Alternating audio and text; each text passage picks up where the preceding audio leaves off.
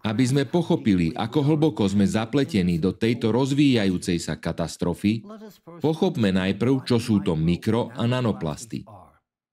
A ako sa stali nepriateľom, ktorého sme si sami vyrobili. Od začiatku masovej výroby plastov v 50. rokoch 20. storočia sa na svete vyrobilo viac ako 9 miliárd tón plastových výrobkov. Z tohto množstva približne 5 miliárd tón skončilo na skládkach.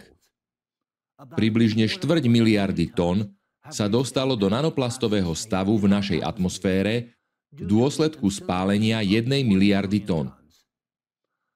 Ďalších až 2,5 miliardy tón bolo zlikvidovaných nevhodným spôsobom. To znamená, že sa už dostali do našej biosféry. Inými slovami, drvivá väčšina všetkých plastov, ktoré boli kedy vyrobené, nezmizla. Len zmenila svoju podobu. A teraz sú vo vode, v pôde, v našich potravinách a v našich telách. Každý rok sa na svete vyprodukuje viac ako 400 miliónov tón plastového odpadu. Každú minútu sa do svetových oceánov vyhodí množstvo plastov zodpovedajúce jednému plnému smetiarskému autu.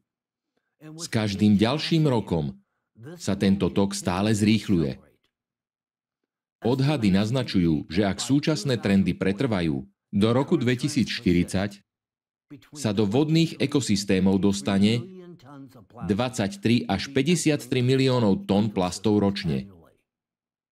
Do roku 2050 môže celková hmotnosť plastov v oceánoch dosiahnuť 12 miliárd tón. Približne toľko, koľko vážia všetky ryby vo všetkých oceánoch na Zemi.